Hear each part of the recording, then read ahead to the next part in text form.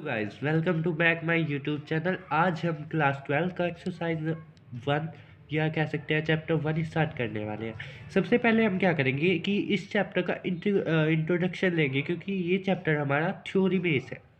तो सबसे पहले इसमें हमारा क्या आता है कि ये चैप्टर का क्या नाम है, संबंध एवं फलन। तो सबसे पहले हमें संबंध के प्रकार जानने हैं कि संबंध कितने प्रकार के होते हैं, क्योंकि हमारा चैप्टर ही इस पर आधारित है। तो चलिए देखते हैं। तो जो हमारे संबंध है वो कितने प्रकार के होते हैं, 3 प्रकार के। ठीक है, फर्स्ट क्या होता है, स्वतुल्य।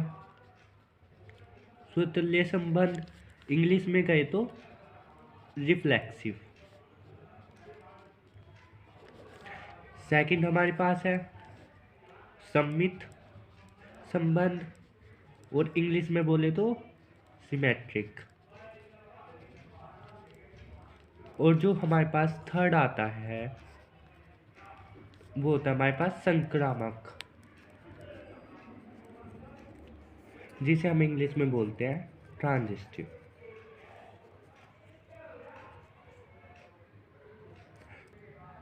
देखिए, जो हमारे पास संबंध होते हैं वो तो मेन तो हमारे पास 3 प्रकार के ही होते हैं, लेकिन एक आता है हमारे पास तुल्यता संबंध।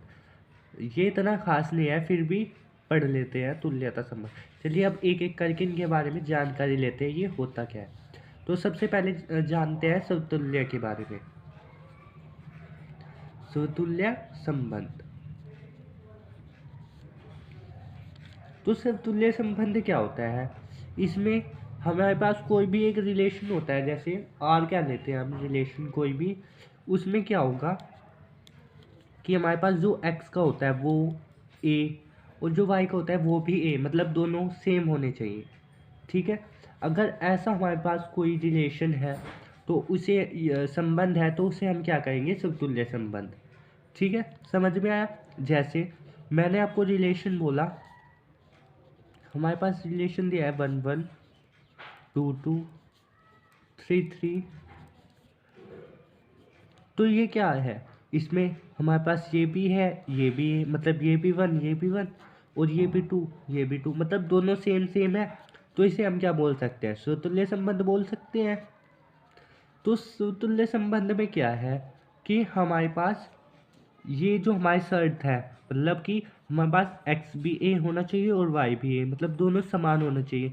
अगर ये सेटिस्फाई होता है तो वो जो हमारे पास रिलेशन है, संबंध है, वो समतुल्य कहलाएगा।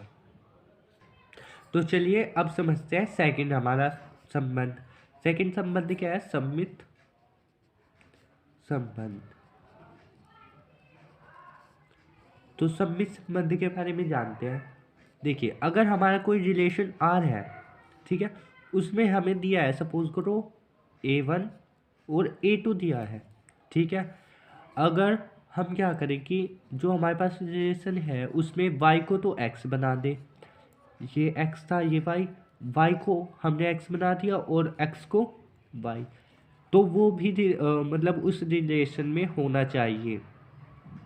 तो हमारा जो रिलेशन होगा तब हमारा रिलेशन संबंध, मतलब जो हमारा संबंध है वो सम्मित संबंध कहलाएगा।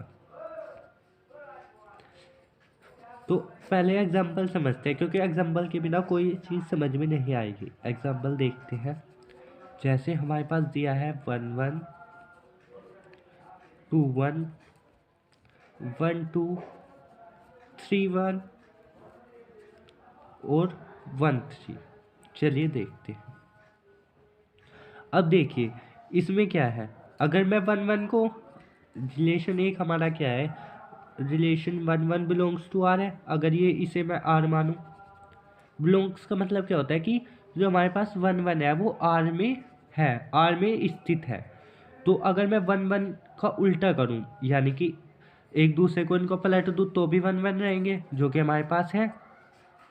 अगर हमारे पास 2 1 देखते हैं, अगर आर 2 1 बिलोंग्स टू आर है, अगर मैं इसको 1 2 मतलब इनको चेंज करूं, तो चेंज करने के बाद क्या होगा, 1 2, क्या 1 2 बिलोंग्स टू आर है, यस बिलोंग्स टू आर है।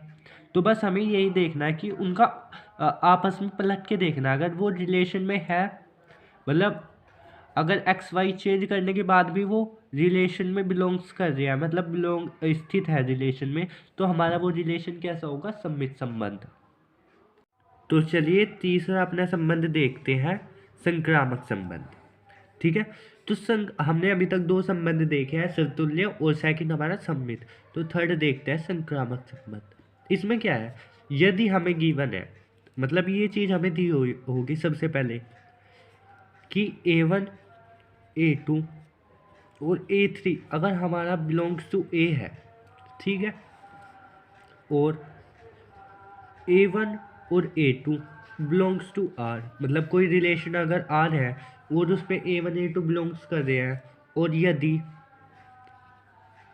A2 और A3 भी उस रिलेशन में बिलोंग कर रहे हैं, तब क्या होना चाहिए, अगर तब हमारा A1 और A3 भी अगर उस रिलेशन में बिलोंग करता है, तो तब हमारा क्या होगा, वो रिलेशन संक्रामक संबंध कहलाएगा। ठीक है, वो संक्रामक संबंध कहलाएगा। जैसे कि अगर हमें दिया है A1 और A2 बिलोंग्स टू R है और A2 A3 belongs to R है, तब A1 A3 भी बिलोंग्स टू R होगा, तब हमारा संबंध संक्रामक कहलाएगा। चलिए इसका एक एग्जाम्पल देखते हैं। तो इसका एग्जाम्पल क्या होगा, जैसे हमने एक रिलेशन R लिया, उसमें क्या करा, सबसे पहले 1 4 बिलोंग्स टू R है, मतलब ये हमारा A1 हो गया, ये A2। सबसे पहले क्या करना है आपको, जो हमें रिलेशन दिया है उसमें A1 A2 देखने हैं। ठीक है, सबसे पहले ये किया मैंने, ये माना A1 A2 1 4, फिर मैंने क्या किया 4 3 बिलोंग्स टू R, ये हमें क्वेश्चन में दिया है जैसे कि 1 3,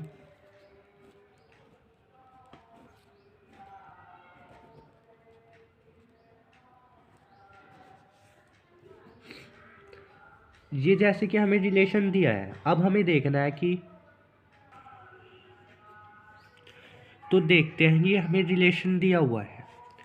ठीक है, हमने सबसे पहले देखा हमें 1 4 सबसे पहले दिया है, तो हमने ये माना A1, ये माना A2। तो अब हमें देखना है हमारे पास जो ये पूरा रिलेशन है इसमें A2 कहीं और भी है।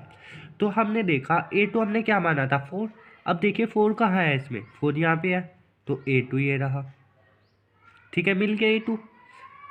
और ये A2 के पास क्या होता है A3, देखिए यहाँ पे ये हमारी शर्त है। सबसे पहले हमें ये देखना है क्वेश्चन में कि A1 A2 दिया है, A2 A3 दिया है, तब हमें देखना है कि A1 A3 भी है क्या क्वेश्चन में।